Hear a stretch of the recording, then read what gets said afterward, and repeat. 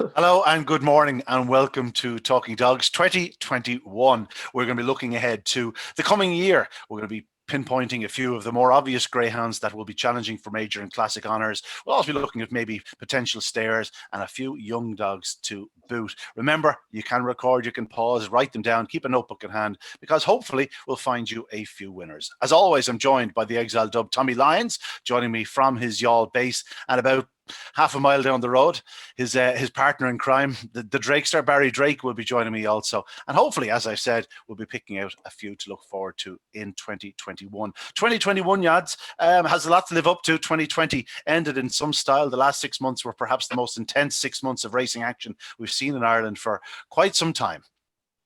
It's actually set quite a good base. 2020 did, in, which is a bit surprising considering all that went wrong with it. The end of the year was brilliant from the greyhound point of view. We saw a lot of superb greyhounds and young greyhounds with great potential who were just beginning to get into their stride at the very end of the year. So 2021, please God, it can only be better.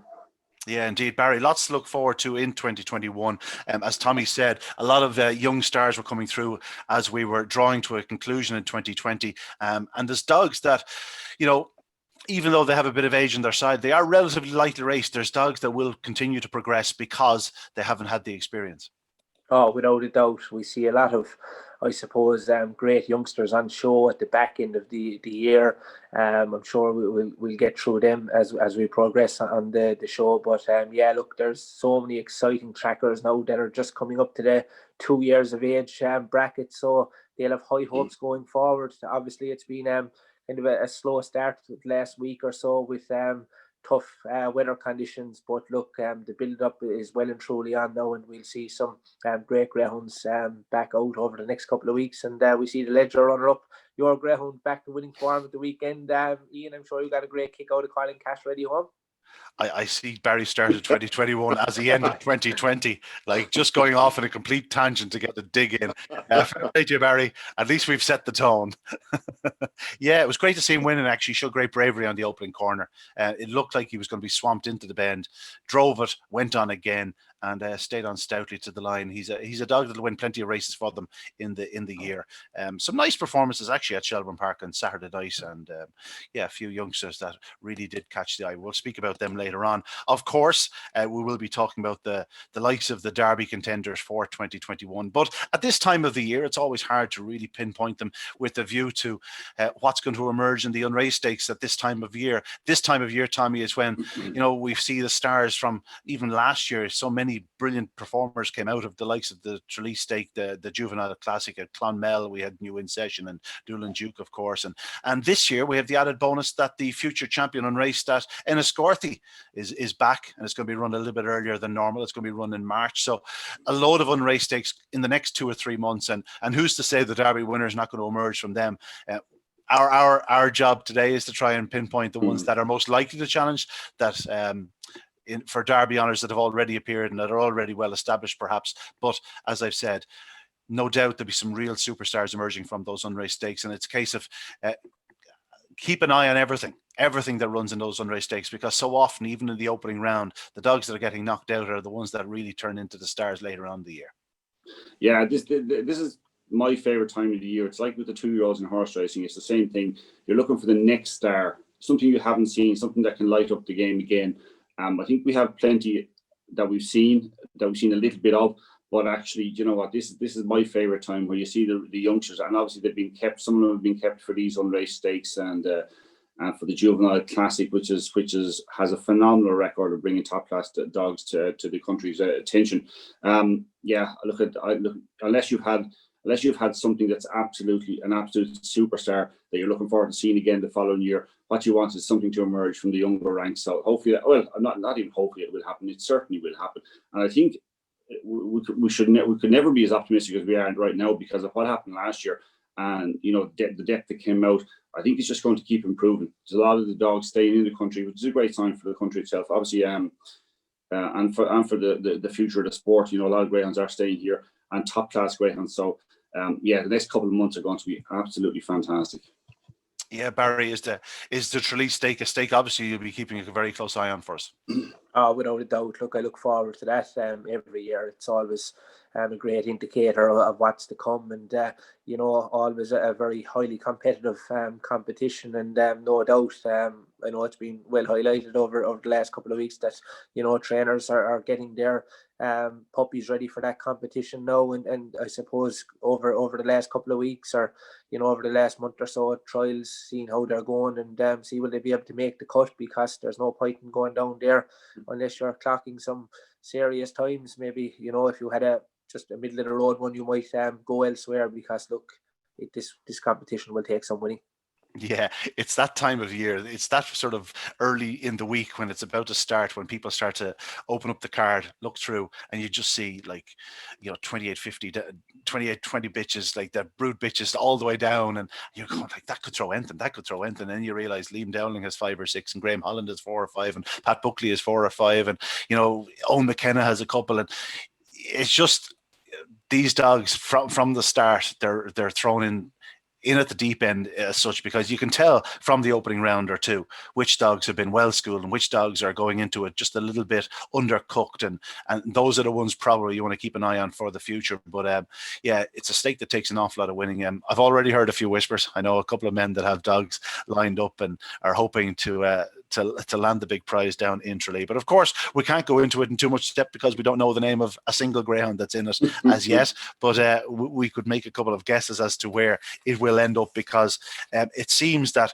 all the top kennels without fail, they seem to be trying to produce their own. And a lot of the stars that they have at their disposal are dogs that actually were born, bred and reared in their own establishments. So the likes of Liam Dowling, and I know Graham Holland is doing more and more of late. Pat Buckley is certainly really grasping the breeding end of things by the years. And by all accounts, their first crop or so were very, very talented indeed. So lots to look forward to there. But what we'll do is now, lads, we'll probably start with the obvious contenders, because it's the ideal place to start. These are the ones that have already firmly established themselves. Some are young, some aren't so young, but they're all very, very talented indeed. My easiest way of looking at it, because I've got names of dogs written all over the place at this stage, just doing a bit of work over the weekend, but I thought we'd just start with the Derby market. Obviously Boyle Sports have priced up the market for their own competition, and just looking at the top 7 or 8 names on it, I'll go through them. Ballymac Aerial, Ballymac Cashout, Ballymac Wild, Night Tornado, great name that, New In Session, Native Maestro, Skywalker Barry. They are all below 20 or 25 to 1 or lower. Ballymac Aerial is a 16 to 1 favourite, 20 to 1 about Ballymac Cashout and Ballymac Wild and Night Tornado, and 25 to 1 the remaining 4 that I named. I'm seeing a trend here. The top 3 names, obviously, are ones I called out, were all owned, trained, bred by Liam Dowling. Ballymac Aerial just on the sidelines at the moment, but she'll be back very shortly. Ballymac Cashout, obviously very, very lightly raced. And Ballymac Wild is a greyhound that is already firmly established as one of the very fastest in Ireland. But by the end of the year, he did seem to be really coming into himself through the likes of the Derby. And I know he didn't win the Leger, but he was the standout performer in the Leger. We might start with Liam Dowling himself, because it just seems he has so much at his disposal. Yeah, the only thing that would make me side with Ballymac Wild would be the fact that he's with Liam Dowling, and I know that he'll have a plan in mind. It went agonisingly close, maybe, even though the race is over at the first bend. He went agonisingly close in the Derby this year, and the fact that he can get him. Other than that, he's not the type of greyhound I like to back in anti-post, in the sense that he can put in a bad one here and there. For all his brilliance, and he is a brilliant greyhound, and he has the ability to match probably every other greyhound in the country right now. Other than that, I think you'd always be kind of afraid that there'd be just one little performance, a missed kick, or a little bit of trouble on the bend, or something that will happen to him.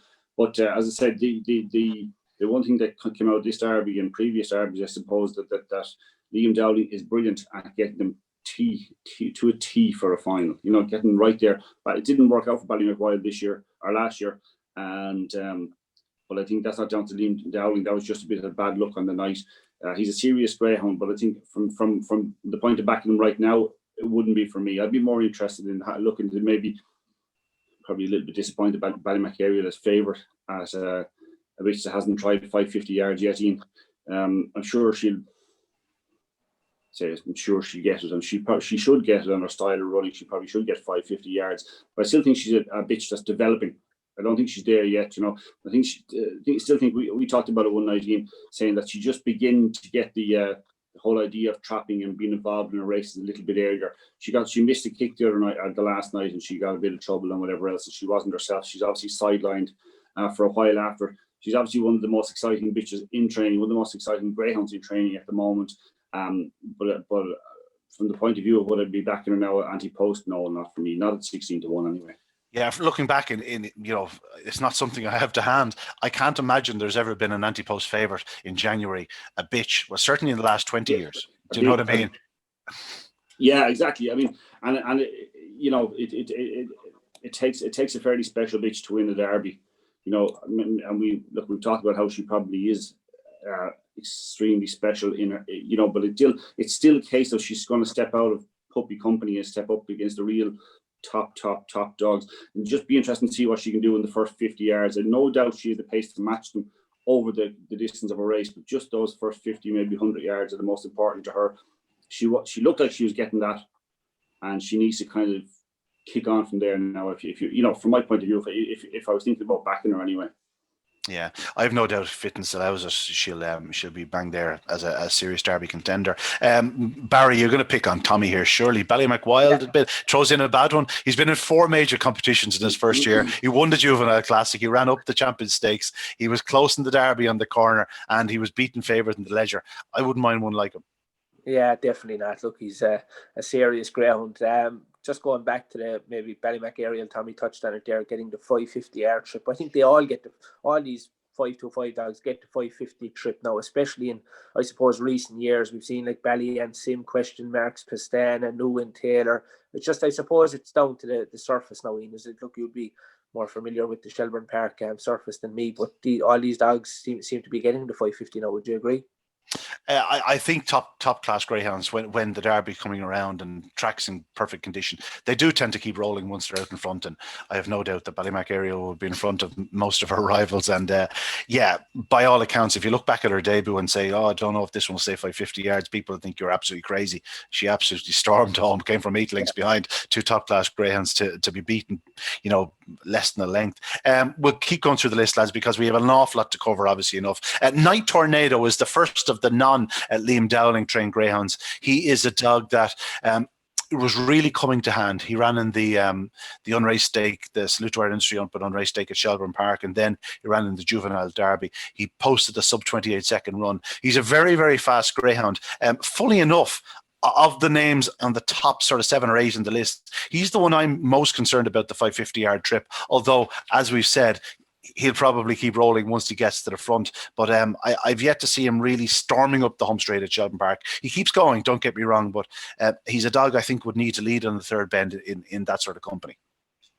Yeah, I don't think I'd be disappointed. I don't think I'd be disappointed that he got passed late on for second place in the Derby, the Juvenile Derby final.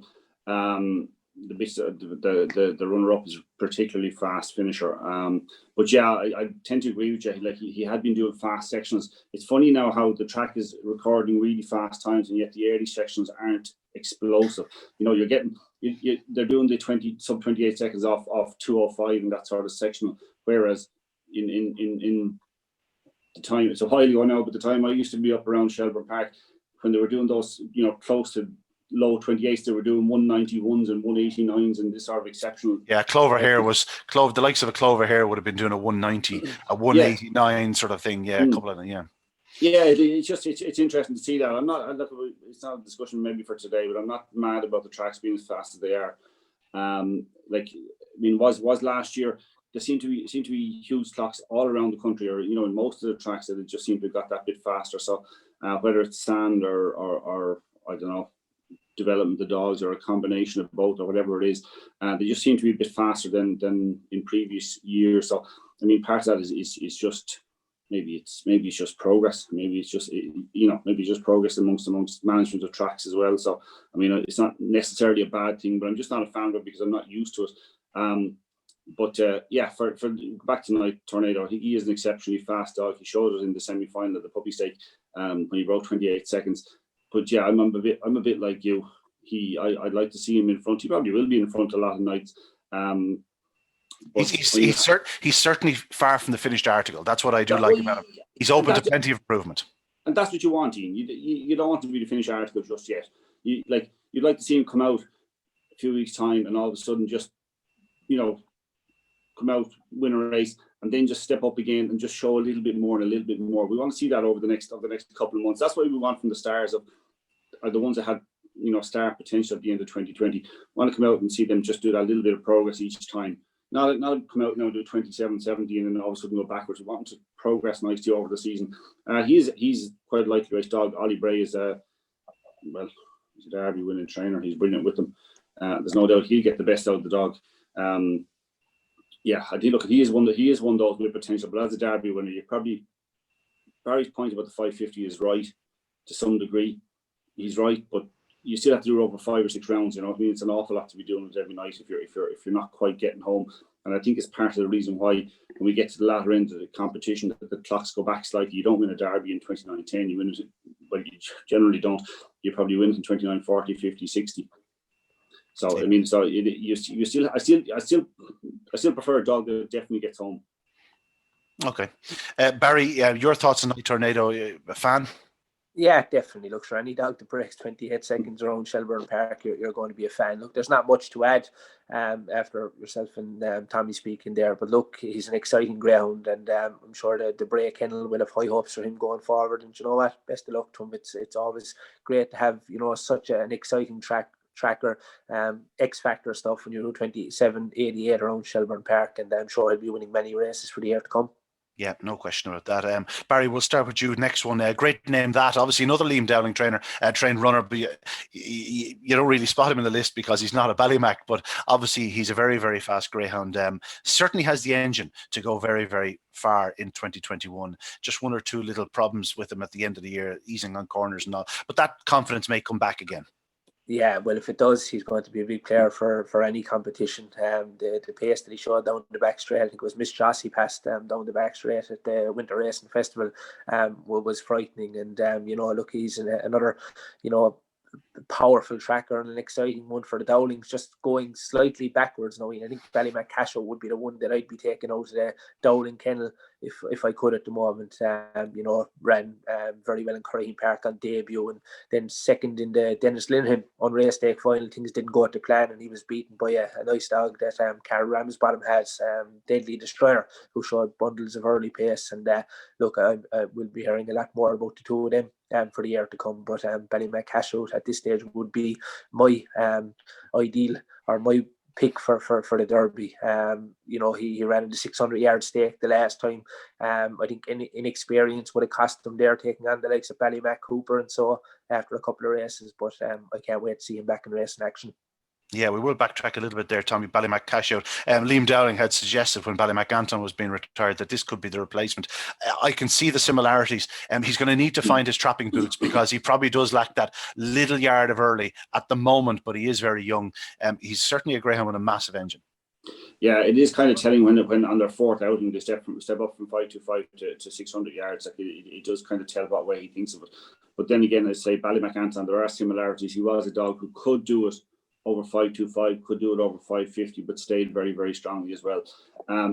Massive similarities. I think he's a dog again that will progress. I think Liam was probably trying to just get a bit of confidence into the dog by stepping him up, and he beat Coolavani Chick in the first run over 600 yards. So I mean, it's serious form. He's only had the 6 runs, I think, is it 6 runs he's had there. And he's a pup, like he's only April pup, so he is a serious prospect. A great name that will break my heart. He would break my heart as a greyhound. Tons of ability and Derby class ability. No doubt, Derby final class ability. Maybe Derby winning ability. But he also has Derby ability to break my heart. I mean, if I was punting him, he can win a Derby, but he can't have my money on him. That's the type of dog he is. You won't be surprised. You won't be surprised. It won't happen. More than likely, won't happen. But he can. He definitely has that class. Yeah, there's no question. He's massive ability. It's strange enough that we've gone to the top 5 names there. No mention of a Graham Holland trained runner. We're going to put that right here. His 2 dogs, highest in the market, are New In Session and Native Maestro. New In Session is a dog that it just didn't quite happen. Much in the way you were describing Ballymac Wild, perhaps, Tommy. New In Session has definitely put in those 2 or 3 bad runs, but yet the rest of them are brilliant.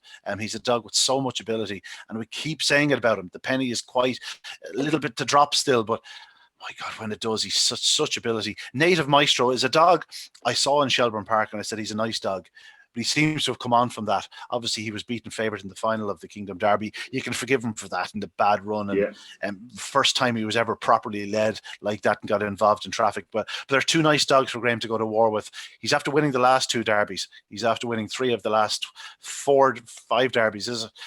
So obviously a man that has, a master trainer, as we always say. I'm sure he has a few young dogs coming through that will be Derby challengers come the end of the year. But at present, New In Session and Native Maestro are his 2 that are fancied most in the market. Tommy, what's your thoughts on them? We'll speed it up from here. Yeah, well, I'll tell you what I did. Thanks, Ian. It's funny when I was going through this the weekend, I was thinking about this, thinking Graham Holland didn't really have those dogs last year. Yet he won the Derby. It wasn't too bad, I suppose. But you always think that when he might be at his most dangerous when he's like that, when maybe the batch as an entirety of Grahams that he had weren't up to the levels we expected overall. You always think that Graham Holland is going to bounce back. Native Maestro looks a proper prospect. I love the performance in the semi-final of the Kingdom Derby. He was beaten in the final. I'd forgive that. The other dog we're talking about, the New In Session dog, I can't forgive. I don't have to see. I don't need to see it once. I need to see it twice, 3, 4 times to forgive him. He's not a dog for me at the moment, anyway. Barry. Yeah, look, 2 phenomenal greyhounds. Of the 2, I thought Native Maestro was progressing nicely.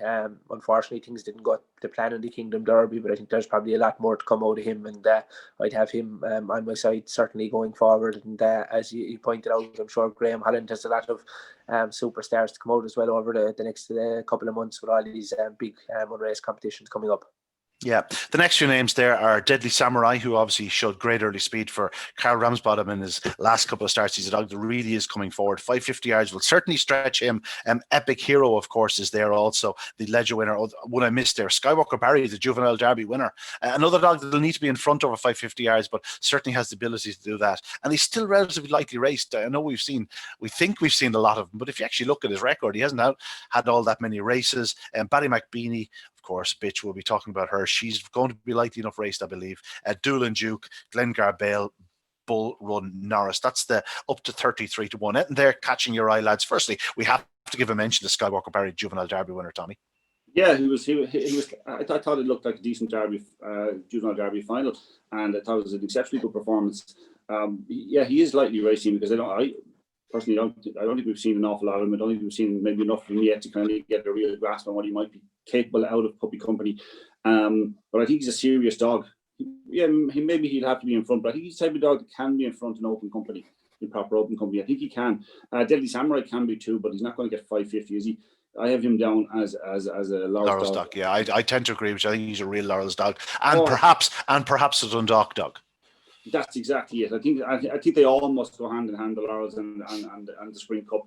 The pace he showed to lead the likes of Ballymac Art and Pierno, I think it was one night in Shelbourne Park, was phenomenal. The ease with which he led them to the bend, like not too many greyhounds beaten Ballymac Art to the bend. She's one of the best trappers. Maybe not, she hasn't got exceptional early pace, but she's got ridiculous ability to trap and to get out of those boxes. I mean, he did what she does it almost every night. He did it that night, and if Deadly Samurai can find that consistency, he's a Laurel's dog, and he's a Bar 1 Spring Cup dog as well. Yeah, Barry, of those names, anything that jumps out at you?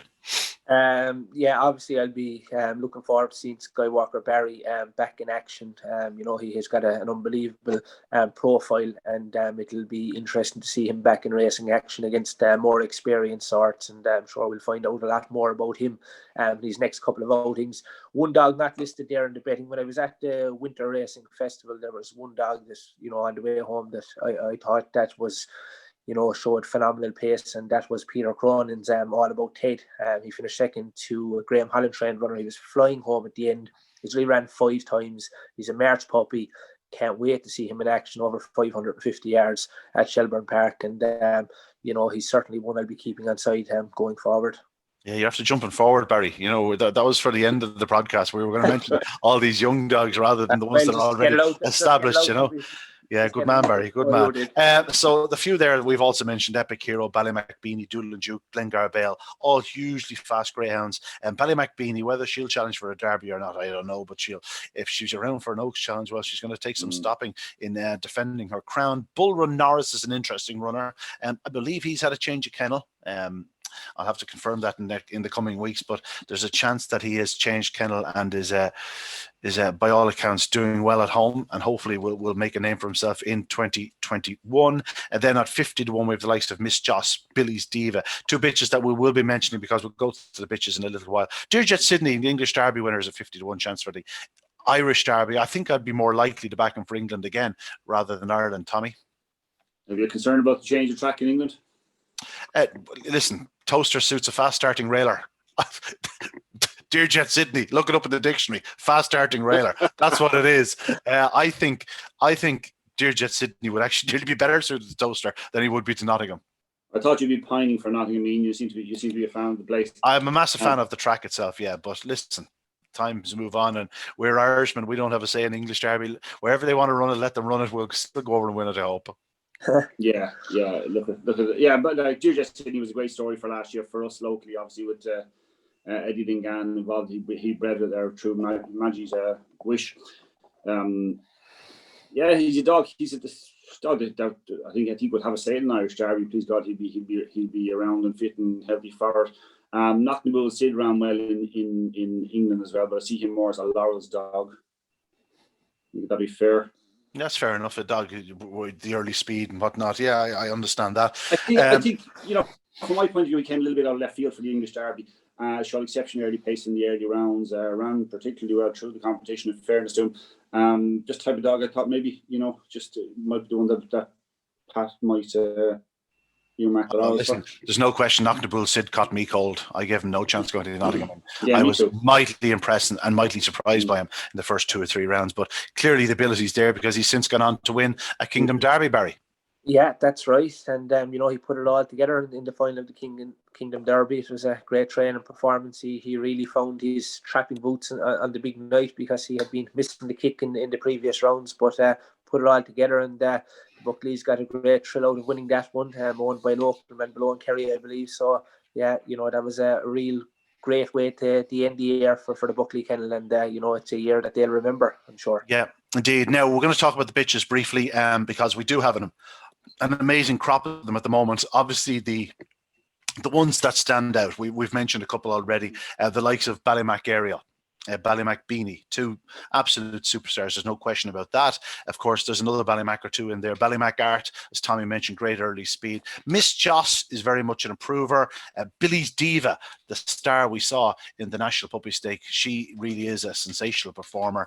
And then you have the likes of something like an Amazing Alice. I still think could have a big year if finding her trapping boots. And of course, you can't forget the likes of a Droopy's Curio. Still, she's a touch frustrating to follow at times, but I promise you one thing: if she's near the fence, I won't be opposing her too often. She's mercurial, isn't she? Like you're not sure what you're going to get. Like she can fly out, she can miss the kick, find a lot of trouble, show incredible pace in defeat, and then break your heart. Like she's just one of those. You'd love to own her because just that raw ability is phenomenal, and hopefully she'll be able to pass it on in time. Billy's Diva has been slightly overshadowed by Ballymacariel. I think it's fair to say that because we talked about Ballymacariel's potential and being lightly raced. Billy's Diva is lightly raced too, and she's a serious greyhound. She's like Ballymacariel wasn't around for the last few weeks of her 2020. She'd have been winning left, right, and centre. And I think she can develop. She is a little bit more exposed in some way, but I still think she's the type of bitch that's going to improve a good bit for next year. She's only a February pup. She's going to be right at the top for I see her. She's entered. Obviously, she's in the Derby betting, but she's an old bitch, and she's going to be thereabouts. It's absolute. I hope they all turn up and for all the big competition through the year because we've got an unbelievable crop of bitches. Yeah, Barry, there's so much to look forward to. But of all the competitions in the year, the one that has already taken most shape is the Oaks, because it's purely for the bitches. You know that they're all going to be targeted at it. It's not like a Derby where there's other options for dogs with certain skill sets. Like whether they stay or whether they start, they're all going to be going for the Oaks, the bitches. And at present, we know probably the top 8 in the market. And it's a great way to be 6 months in advance of the competition that you're already looking forward to it. Definitely. Just looking at the names there that you went through, it's frightening, really. And I seem to have a soft spot for all of them. They seem to all have their own great story. Mcbeanie, of course, with the whole Pat Dobbs connection. I thought that was very exciting. This year, a jockey, of course, that is no stranger to big race success out in Dubai at the moment, and he has great plans for greyhounds going forward. They bought her for breeding. They've since bought another greyhound or two off Liam Dowling, so that's great for our sport. Mrs. Joss winning for Ollie Curtin and Sean Mullins, who got an unbelievable kick out of her winning, and winning with Dana Point as well. It's been fairy tale stuff for them over the last couple of months. And look, Tommy touched on Billy's Diva, you Scooby Princess, Coolavani Chick, Droopy's Curio, Ballymac Ariel. A lot to look forward to. Yeah, Coolavani Chick. I didn't even mention her. Like, if you actually go through the lists afterwards, we're going to be going, oh, I didn't mention this, I didn't mention that. You'll be nearly avoiding people for next week or two. Hopefully, they don't take a pop at you.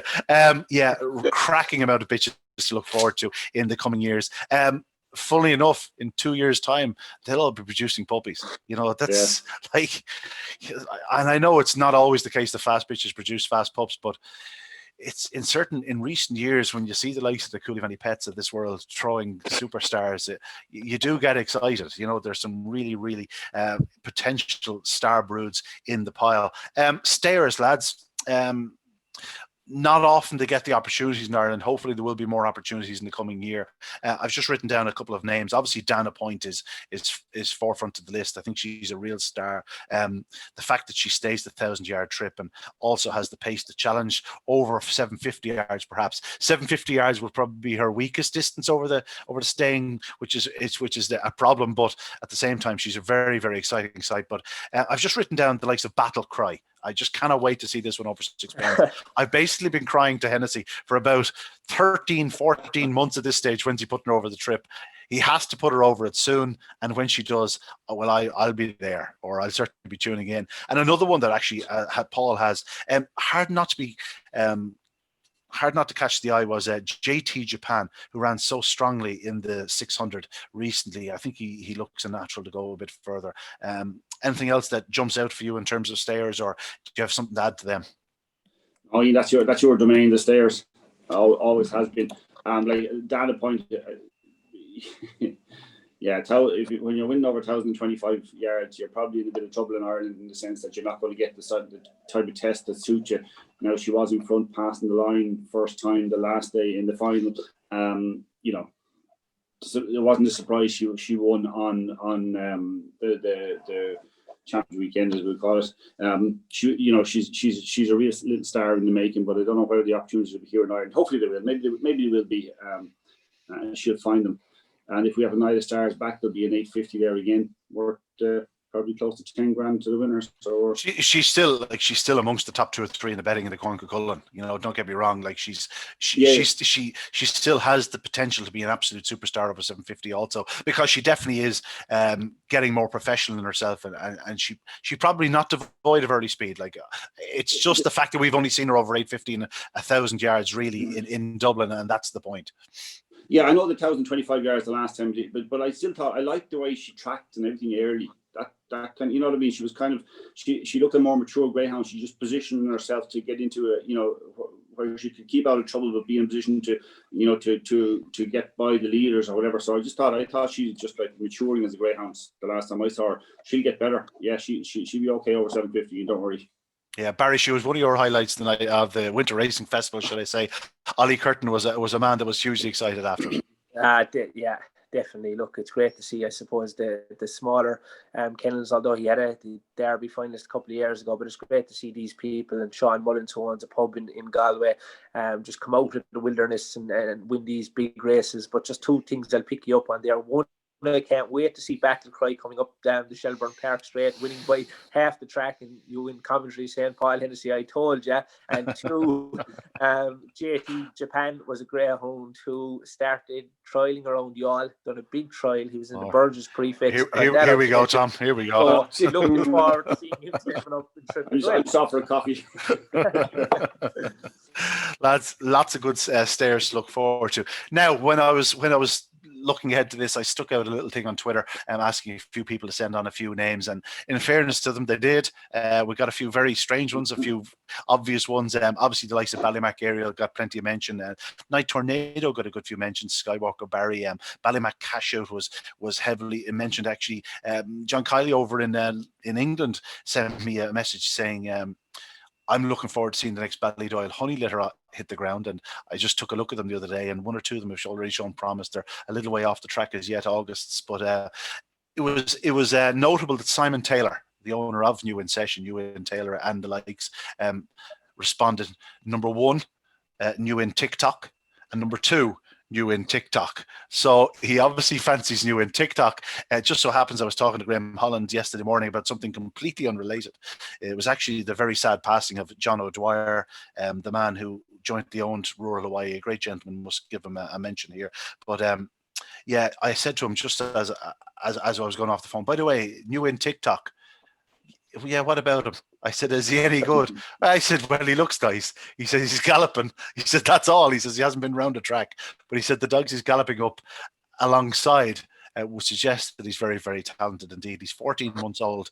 He's out of New In Boodles, who just so happens to be a half-sister to New In Taylor. So just keep that one in mind, New In TikTok.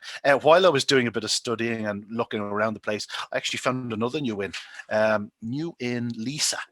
New In Lisa. She's an August whelp. She's 16:15 in Clonmel, her last trial. Fastest run of the year in Clonmel last year was 16:12 for the 300. So she's one to keep an eye on too. Is there something that caught your eye? Obviously, Barry, you've already mentioned all about Ted. He's lightly raced. Clara Getaway is one that sort of wasn't mentioned after the National Puppy Stake. He was a very strong running on third. He's perhaps a dog that will be short of early speed, but flying through. He's closely related to, he's a half brother to Clara Icon, who produced such big finishes in the Derby. I wouldn't be surprised if he turned into that type of greyhound, went a long way in classics in the coming year. There was other dogs, the likes of Price's Jet, we must mention. He's a dog that's going to come forward. Anything else, lads, that caught your eye or that you're looking forward to seeing? Yeah, well, one we chatted about pre-chat was the bitch that ran in Youghal. I was fortunate enough to actually commentate on the race, and because I think what you get is when you're commentating, you're kind of watching and expecting something that, expecting something to happen, or maybe not, just kind of going through the motions if a dog is a long way clear. As she was this wee honey, and she's now called the Dells Honey. She's gone to Leafield in England. She's a tiny little bitch. 55 pounds she raced the last day. It was her second run in Youghal. She did a fast early section. She came out almost slightly sideways and still did a really fast section. She was going fast down to third bend, and then she just seemed to take off and did a 28.94, I think it was. Yeah, 28.54 estimated time in Youghal on just her second outing. She's since been sold, as I said. She's gone to England. She's now called the Dells Honey, but she looked very exciting for a small bitch to do what she did. First time up, she did 29.70. She improved markedly forward. She had a small bit of a break, maybe 5 or 6 weeks. And to break 29 seconds, second time up in Youghal, we have said about the tracks being a little bit faster than they used to be. That's still an exceptional run. I mean, she's got superstar potential. She will race in England, so we'll have to make a little bit of an effort to keep an eye on her career. But I think it'll be worth it. Yeah, Barry, you tweeted about her at the time. You actually posted the video. She did look a real little pocket rocket. She flew up that home straight, as Tommy said. She really grabbed the ground. She looked like one to stay further. And I believe Lee Field was in touch, and he has since purchased her for a man in his kennel, and she will be racing across the water. She's one to keep an eye on. Oh, definitely, yeah. Look, and there was plenty of interest about her, and it was a great story as well for a small owner who normally keeps 1 or 2 dogs at the most, and his young fella was involved, the dog, first time getting involved. So it was a nice payday for them, and she had broken the 29 seconds in a previous trial around Youghal, so confidence was high going into the race, and it was certainly no surprise to them. to see her breaking the magical 29-second barrier around Youghal, as we call it. And look, we'll be looking forward to seeing her in action. And just, I suppose, we'll give a mention to a man that has been doing extremely well around Youghal and Cork over the last couple of months. Is a man called Andrew Lynch in Cappaquin in County Waterford. He's got a dog called Chunky Exile, who has won 8 out of 11 races since August, and he's broken 29 seconds around Youghal on 2 occasions, with 6 other sub 29:10 winning performances. He beat a greyhound called Sizzler along the way, who you'll be familiar with now. He won very well in Shelburne this night, Saturday night. So Chunky Exile. And he also has Glowing Exile from the Ballymac breed, and she's won 4 times over the last couple of weeks, and she clocked 28.46 around Cork, and she broke 29 seconds around Youghal. So for a man with just a couple of greyhounds in the kennel, he's broken 29 seconds around Youghal on 4 or 5 occasions. I think it's a remarkable success. Give them a mention again: Chunky Exile and Glowing Exile. Glowing Exile, yeah. And are they named after the Chunky Exile based a half a mile down the road from you? Is he the Exile dub? That's it. Yeah, he's got another dog called Choice Exile, so I'm not sure where the Exile is coming from. But it's been remarkable success for a man with just a couple of greyhounds since August. Like, there's been about 20 wins there with 3 or 4 greyhounds, and just to see him break in 29 seconds is unbelievable. Yeah, so it's more the man we're looking out for than the greyhounds, but the greyhounds are doing a fair job too. Exactly. Yeah, well put. Okie dokie. Just 1 or 2 other names if you want to write them down. Sing Along Sally is one that caught my eye. I saw her. I didn't see the actual trial. I heard of the trial. About 2 months ago, she trialled for Pat Buckley. She's out of Droopy Smasher. She's from the next litter. I spoke to Pat about her briefly. He didn't say an awful lot, only that I think he was a bit caught out, a bit shook by the trial. I don't think he was expecting it. And when someone's not expecting it, it means there's not an awful lot of work done. So keep an eye out on Sing Along Sally. I think she could be one to keep an eye on in the coming year.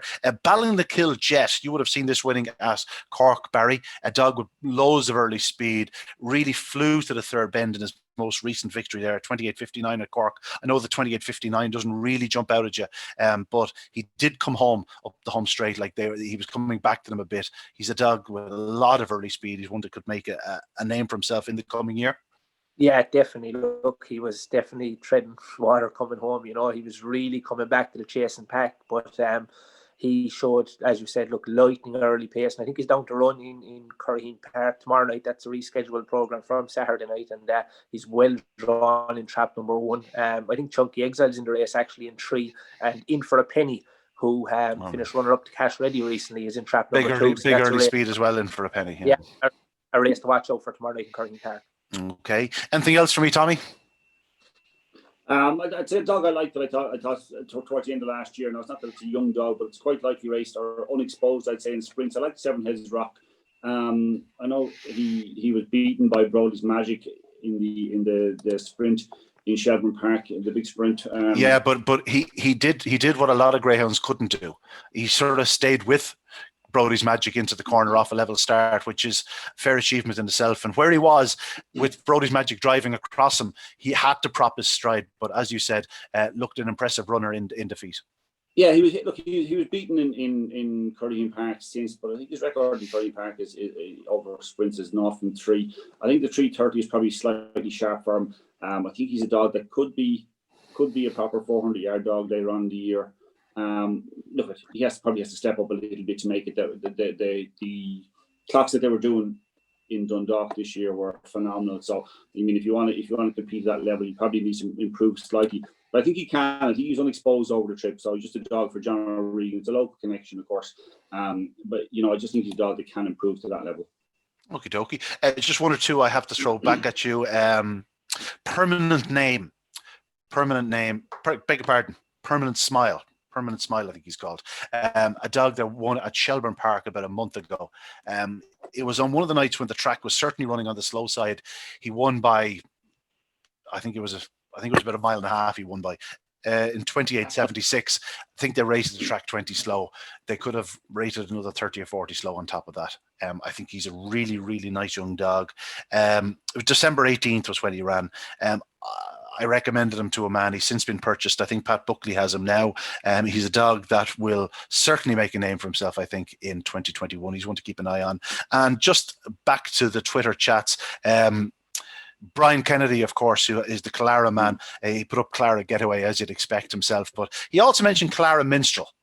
Doesn't have an awful lot in its card, but if he's putting it up, you never know. He's produced a lot of good ones. And unlike the Clara Getaway and Clara Icon, they're bred for stamina. This one is out of Clara Lizzie, and she throws real good early speed. So Clara Minstrel is one to keep an eye on.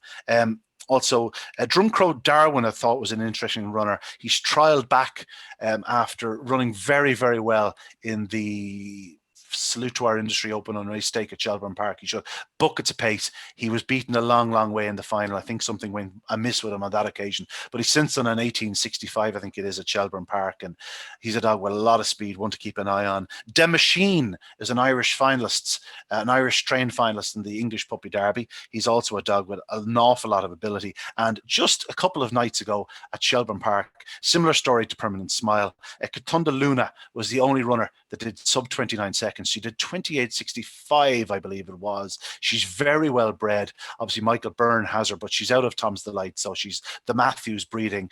That Tom's Delight is throwing some real superstars. And yeah, I was really taken by her. She's a January 19. She's lightly raced. She's open to any amount of improvement. Unfortunately, she's going to be stepping into Bitch Company, which is, we know, pretty red hot at present, but I really like the way she ran, and she's certainly one to keep an eye on. There's an awful lot of young dogs going to emerge in the next 2 or 3 weeks, in the next 2 or 3 months as well. Don't forget the Enniscorthy Future Champion on Race Stake is a competition that's always produced 1 or 2 superstars, and the likes of JT Jet came out of it, Ardkill Jamie, and I've no doubt perhaps 1 or 2 might steer away from the likes of Tralee or Clonmel this year and go for Enniscorthy with a view that it mightn't be quite as hot. As a result, it might end up being as hot. It'd be interesting to see, but an exciting time, an exciting year to look forward to. What are you most looking forward to, Tommy? There's so much, Ian, but I think there's a couple of things. When the 2 bitches, obviously I'm leaving out Mcbeanie, which is a bit unfair because she was absolutely exceptional and probably the one who does everything right every night. But Billy Steve and Ballymac, when they step up again to 550, I think they're both going to be serious over that trip. Of course, it takes a little bit more to compete at Derby level, but they're probably both capable of certainly competing at it. And I think, obviously, from the local connection, looking forward to the Laurels again. I think Deadly Samurai, not the Bulls, Deadly Samurai in particular, is an ideal candidate for that competition. So I'll be hoping that Cara Ramsbottom actually has quite a few very promising sorts for the year ahead. To Kiln to keep an eye on for the year. I don't think they've ever had it as good as they have right now. So touch wood. That will transpire. That would be the case. But Deadly Samurai for the Laurels, I think he's quite lightly raced. I think he's 5 from 8. He looks a real prospect. Yeah, Barry. Yeah, I suppose 2 things. Obviously, Tommy touched on Cara Ramsbottom there with Deadly Samurai. He's got Deadly Destroyer as well, and he's a greyhound as well that'll be well suited, I think, to the 5 yard trip. Bundles of early pace last time when winning the Dennis Linhan Solicitors on race day. And the second thing, Ian, what am I most looking forward to for the year? Well, I'm looking forward to heading off the Yard track tonight. I'll be there again on Wednesday night, and I'm looking forward to getting to as many meetings as I can this year. Just absolutely love the sport, love greyhound racing, and I love meeting up with all the great greyhound people. So we're looking forward to another exciting year, please God. Yeah, let's touch wood. We'll all be back on track soon. Okay, and that's the main thing. Stay safe, lads. 2021, a year to look forward to, and as you've heard, there's some real canine talent around. It should be an exceptional year on the track once again. Join us next time. Don't know what we'll be talking about. We'll be talking about greyhounds, though. Good luck.